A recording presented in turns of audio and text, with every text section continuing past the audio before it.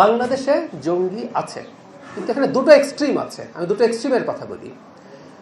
আগের সরকারের সময়, মানে আমি ইন্টারিম কথা বলছি না, তার আগের সরকারের সময় জঙ্গি সমস্যাকে যেই স্কেলে দেখানো হয়েছে, এটা তাদের ক্ষমতায় থাকার একটা ন্যারেটিভ হিসেবে তারা ব্যবহার করেছিলেন যে বাংলাদেশে জঙ্গি আছে, জঙ্গিরা সব দখল করবে, সুতরাং আমি নির্বাচন করলাম কিনা দেখার দরকার নেই, আমাকে ক্ষমতায় রাখো। That was A narrative.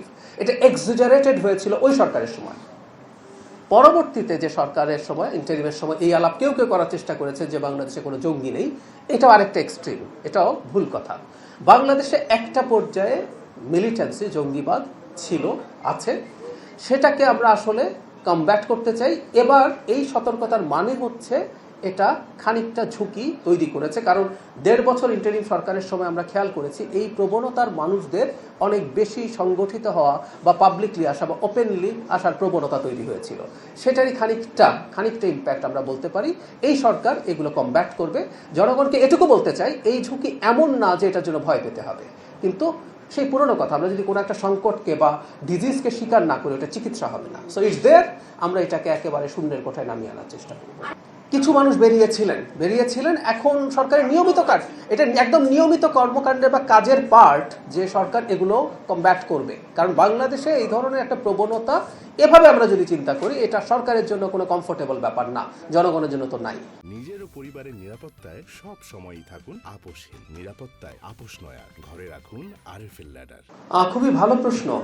তার সাথে আমি একটা আপনার সাথে আরো যোগ করে দেই, মানে সরকারের জায়গা থেকে এগুলো যোগ করার কথা না, যে এবার মানে চাষের খরচও বাড়ছে। মানে আমাদের অনেকেই যথেষ্ট সহজে তারা জ্বালানি পাননি, সেচের সমস্যা হয়েছে। আমি এই ব্যাপারটাকে বিবেচনায় নিচ্ছি। আমি এটাকে একটা যৌক্তিক দাবি বলে মনে করি। প্রতি বছর বাই ডিফল্ট সাম পার্সেন্টেজ অন্তত ইনফ্লেশন অ্যাডজাস্ট করা উচিত। আমি আপনার সাথে নীতিগতভাবে একমত। আমি সংশ্লিষ্ট মন্ত্রণালয়কে এই ব্যাপারে তথ্য পৌঁছে দেব এবং আমি পার্সু করবো, আমি আপনাকে কথা দিচ্ছি।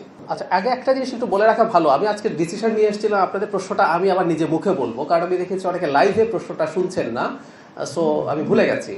আর আরেকটা ব্যাপার একটু মাথায় রাখতে হবে, সেটা হচ্ছে এটা সরকারের পক্ষ থেকে ব্রিফিং। সো প্রশ্নগুলো এক্সক্লুসিভলি সরকারের কাজ নিয়ে হলে সবচেয়ে ভালো হয়। ভাই প্রশ্ন করেছেন যে বিএনপি দল হিসেবে স্টেক হোল্ডার হলো, বিরোধীরা মনে করছে বিএনপি কিছু না, তারাই সব কিছু। সো খানিকটা রাজনৈতিক, কিন্তু একই সাথে আবার পরে যে প্রশ্নটা করছে সেটা সরকারের সাথে রিলেটেড। সেটা হচ্ছে সরকারকে তারা যদি হয় চাপে ফেলতে থাকেন, সরকারের পতন ঘটাতে চান, তাহলে কি করবেন। একটা কথা একটু বলা দরকার, এটা নিয়ে আসলে আমি বলছি প্রত্যেককেই। ধরুন কোনো সরকার তার দেয়া প্রতিশ্রুতি রক্ষা করলো না, এটা তো খুবই উদ্ভট ব্যাপার না? আমাদের এই অঞ্চলে কি এটা হয় না? হয়।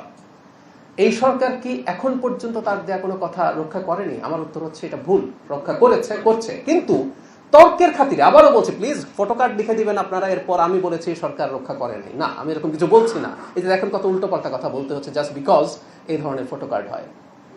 আবারও বলছি, আপনার যদি মনে হয় সরকার তার দেয়া কোনো প্রতিশ্রুতি রক্ষা করছে না, তাহলে একটা গণতান্ত্রিক ব্যবস্থার পথ কি? শেখ হাসিনার সময় আমরা পেঁয়াজের দাম 300 টাকা হলে আমি কিন্তু বলেছি তুমি ক্ষমতা থেকে নামো।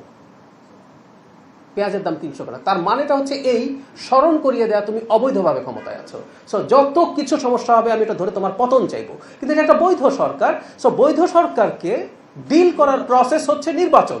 আপনি সংসদে কথা বলুন, টকশোতে তো দুর্দান্ত সরকারের বিরুদ্ধে পারফর্ম করছেন, সোশ্যাল মিডিয়া, মাঠে, আবারও বলছি, ইভেন মিসইনফরমেশন ডিসইনফরমেশন আপনি ছড়াচ্ছেন, সরিয়ে রাখি, মাঠে তারা ক্যাম্পেইন করছেন সরকার বা বিএনপি কি কথা রাখে নাই, এগুলো করুন, জনগণকে কানেক্ট করুন এবং আগামী নির্বাচনে ভোট চান। সো জনগণ আপনাদেরকে নির্বাচন করে এবং আপনাদের ভালো হয়।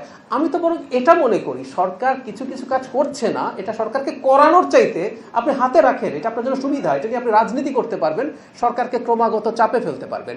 গণতান্ত্রিক ব্যবস্থায় এভাবে চলাটা আমাদের শিখতে হবে। আসলে সমস্যা যেটা হয়েছে, আমরা তো শেখ হাসিনার সময় যেভাবে ফাইট করছি, আমি এই কথা খুব বলতাম যে একটা স্বৈরাচারী ব্যবস্থার মধ্যে থাকার মূল সংকটটা হচ্ছে আমরা গণতান্ত্রিক ব্যবস্থায় কিভাবে অপারেট করে, কিভাবে নেগোশিয়েট করে, কিভাবে চাপ প্রয়োগ করে, কোন ভাষা ব্যবহার করে, সেটা আমরা ভুলে যাই। আমি আমাদের সমাজের গুরুত্বপূর্ণ পাবলিক ইন্টেলেকচুয়ালদেরকেও বলতে শুনেছি যে শেখ হাসিনা এত শক্তিশালী, তাকে নামায় ফেলতে পারছি, আপনি কে?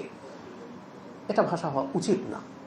বিএনপি কখনো কখনো তার বা এই সরকার তার কিছু প্রতিশ্রুতি থেকে যদি সরেও আসে, দেখেন কত ঘুরিয়ে পেঁচিয়ে কথা বলতে হচ্ছে, ক্লিয়ার করে কথা বলতে হচ্ছে। আমি এখনো মনে করি না এটা হয়েছে। যদি হয়ও সেটা যৌক্তিক সমালোচনা করুন, চাপ প্রয়োগ করুন, তাতে সরকার কাজগুলো করবে। আর না করলে তো 5 বছর পর নির্বাচন আছেই, সেখানে সেই ম্যান্ডেট বুঝিয়ে দেওয়া যাবে।